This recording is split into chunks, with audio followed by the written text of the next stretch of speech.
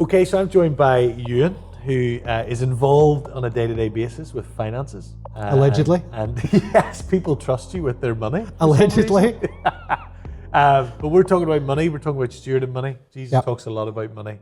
So just want to ask you a couple questions. From your experience and being in this world, how you can just help us apply this and practically walk this out. So I guess my first question would be, why do you think we struggle to talk about money in a church setting sometimes? What's the barrier to it? Good question. I don't think it's just necessarily in a church setting we struggle to talk about money. Right. I think money is a hugely divisive issue, isn't it? Between people who have and people who are trying to have. Even, if we think of a class system, it's kind of hierarchical and the kind of working class, middle class, upper class, the currency, for want of a better word, used is wealth. So it's deeply personal. It's a wee bit of a dirty subject, to be honest. Yeah. And I think that's why. And do you see that? So not Divisive, just church, yeah. outside of church? Oh yeah, When people are coming to you. in the business, because we are dealing with people's finances, typically sometimes people will say, this is the first time I've divulged my complete situation to you in terms of my wealth, which you always step back and go, even between spouses, that sometimes doesn't happen, so yeah. It is. It's a touchy subject. And on the flip side of that, then, Jesus talks a lot about money. He does. I think I was just saying to you before, 16 out of his 38 parables. I'll take that as read because it's coming from Carianus, so I must be correct. You have to trust me. It's written on the iPad. 16 out of 38 parables deal with the topic of money. Fact check. Yeah, we might want to fact check that. But he talks a lot about money. Yeah. So what's the reason? Why do you think Jesus spends so much time talking about money? I think because for me, how you deal with money is like a window into your heart, and it's a window into your soul. Right. I sort of say there's three things you can do with money. You spend it, you save it, you give it away.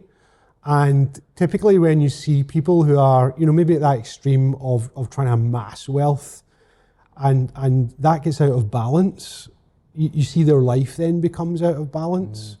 And therefore, I think a lot of Jesus' teaching is a warning around that, because how it's kind of a manifestation of just actually how we think, how we behave, and how our heart is, and therefore, ultimately, that's we get those where your treasure is.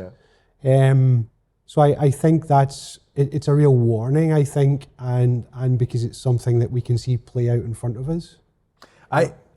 I think it's so true that you say about the heart, because money can become such an idol, so to speak, for us, can't it? Yeah, but I think more importantly, just to cut it across you, both ways, because it's always seen, well, people who have wealth, that's the danger. But actually, I think people who are, maybe don't have wealth, that can equally become their God with a small g as well. Right.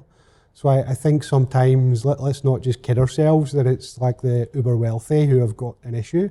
It's sometimes those who say maybe are spending more than they have, then all of those things, because that's something that's kind of a driving force for them. Yeah. So whether you feel like you've got plenty or little, we need to learn how to steward finances. We need to learn how to navigate. And I think that's why Jesus talks about it all the time, and all the time. But it's a continual theme there, because it's not just aimed at those, a section of community. Right. It's across all communities. So then, practically, what have you found to be helpful when it comes to stewarding finances? Right. So you're not only stewarding your own finances, you're also helping other people. Yeah. Steward their finances. What would you say to us as we?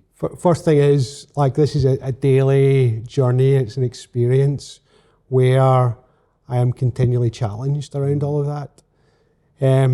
I think when I sort of think about it, and we go back to that heart, I love the kind of Old Testament characters, Abraham being one of them. And Dr. Andrews was actually talking about Abraham this weekend at this church. And I talk about in Abraham's heart. And I think for me, the pinnacle of that is when Abraham and Lot are kind of getting ready to go their separate ways. Again, both uber wealthy individuals who have amassed a huge amount of wealth. And Abraham and Lot are kind of get to this point where saying, like, we have to go, you go that way. And it's Abraham's heart which says, look, if you take left, I'll take right. If you take right, I'll take left. If you want to go there, I'll go there. So here's a guy in that cultural piece was older. Lot wasn't even a direct descendant. It wasn't his son. He had all the wealth. He had amassed it. Maybe Lot had piggybacked on a lot of that thing. But actually, Abram says to him, whatever you want, I'll take. I'll take what's left over. And they kind of, we joke sometimes, it's almost like the two of them there on Cave Hill. And he's looking across and there's the Gold Coast in Belfast. And there's that wee bit between Carrick and Larne. No offence to anyone who's living down that neck of the woods. And he's like, if you want all of that, I'll take this wee bit here. Yeah. And that for me says something about Abram's heart. So I find a real challenge is like, have I got an Abram's heart which says, like, I'm holding on to this. Right. And I say it doesn't have to be uber wealth, but just, or have I got it there, which actually says, I am only stewarding it. Right. And like I tell you, it's a challenge because we are very comfortable.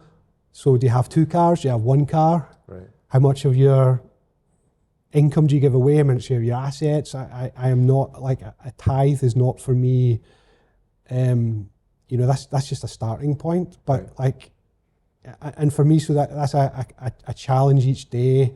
So having Suzanne walk that with me, having other friends round about me that kind of can see when my heart or my hands become a wee bit like that, I think is really useful.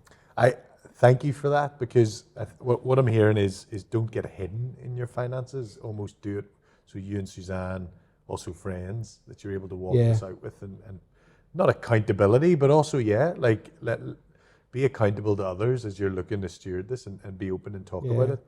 And even on that, just to jump in on that, when we talk about not talking about wealth, like Suzanne and I had never really talked about money until we went on a marriage course. We were like 20 years into marriage, and then there was a kind of revelatory moment where how I dealt with money, how she dealt with money, that we'd never actually talked about. Actually, there was a catalyst there, but I think that's really helpful to as a learning point, even those who are in relationship, get those things out early on, so that you're aligned and it doesn't cause tension, and it doesn't cause friction. It's great.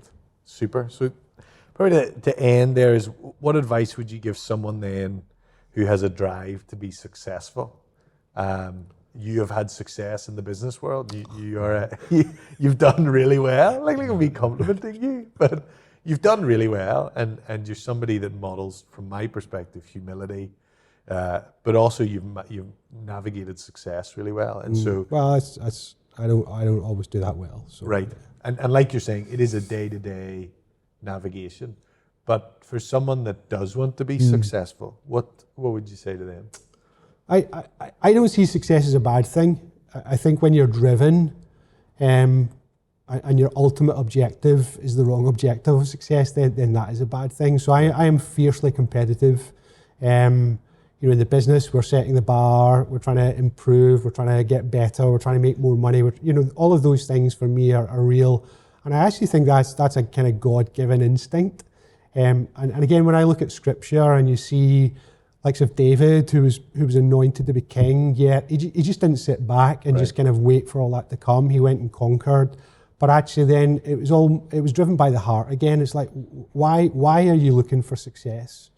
Are you looking for success to amass a whole lot of money, to be the status and that individual in the community? Right. Or actually, is it just because you're stewarding something that God has given you?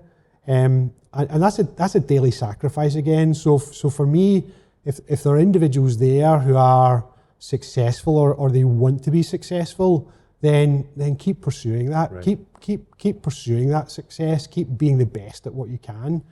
But again, just like the finances, make sure you got people round about you who are building into your life to make sure that doesn't become your motivation. Brilliant.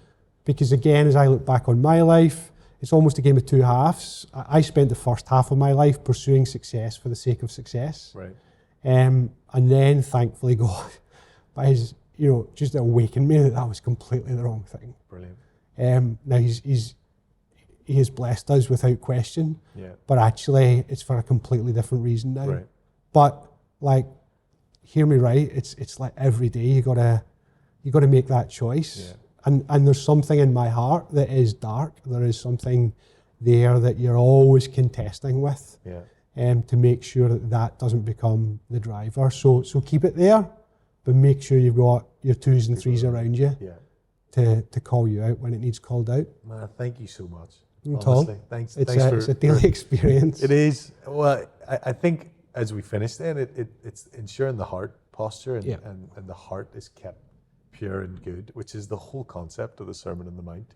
Jesus just takes us deeper and deeper. So, and the danger just on that is like, yes, you're responsible for your heart, but have other people who are examining your heart. Yeah. Because you can hide your heart easily. You can mask it. Well, thank you so much. No, Thanks for thank your you. time and being willing to be vulnerable and talk about something that is not often talked about with us today, Ewan. So, Okay, bless pleasure. you. Thank you.